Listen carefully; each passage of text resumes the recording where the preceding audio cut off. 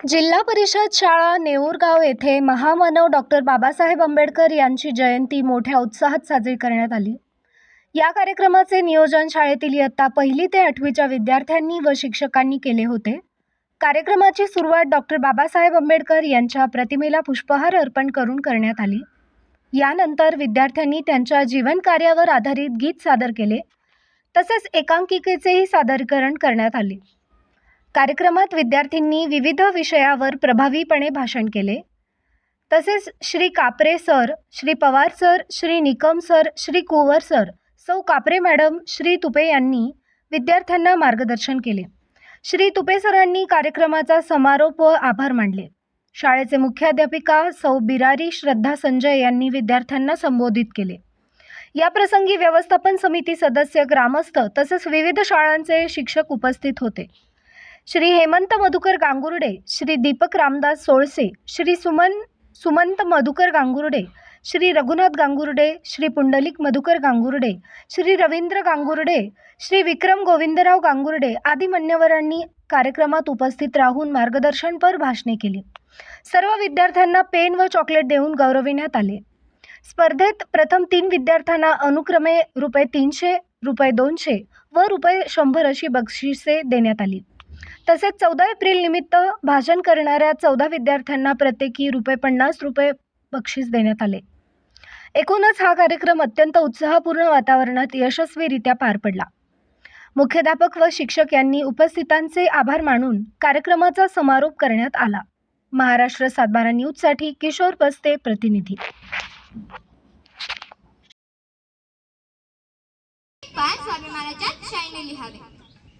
स्वाभिमानाच्या शाईने लिहावे।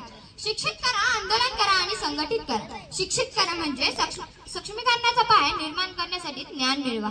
आंदोलन करा म्हणजे बोला आणि अन्यायावर प्रश्न विचारा।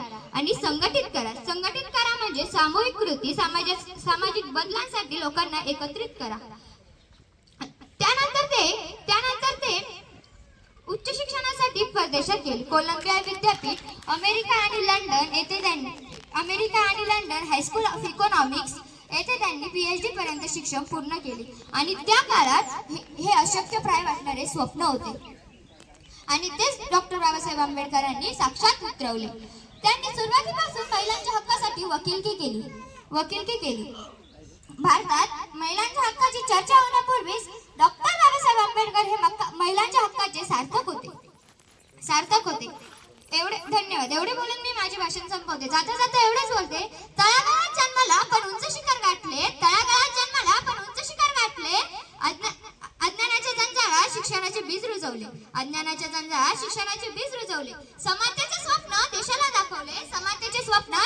दाखवले, आणि समानतेच्या वाटेवर चालायला शिकवले। गरिबी जन्म पण मनात ज्ञानाचा दिवा, लहानशा घरात मोठ्या स्वप्नांची हवा, धन्यवाद। Bhimrao Ramji Ambedkar. He is known as Baba Saheb. He believed in equality and justice. He is called the father of the Indian Constitution. His life is an inspiration for us. He was awarded the Bharat Ratna, and that is why Dr. Baba Saheb Ambedkar is a great person, not only in India but in the world. He will always be important in our heart. With this, I end my speech. Jai Bhim, Jai Bharat. Thank you. आईचे नाव भीमबाई अशी होते। त्यांचा जन्म 14 April 1891 मध्ये मध्य प्रदेशातील मऊ गावी झाला। ते पहिले कायदे मंत्री होते। एवढे बोलून मी 2 शब्द संपवतो।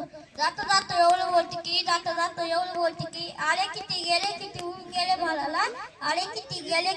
गेले भालाला, स्वप्नाने आणि स्वप्नाने माझा अभिमान झाला।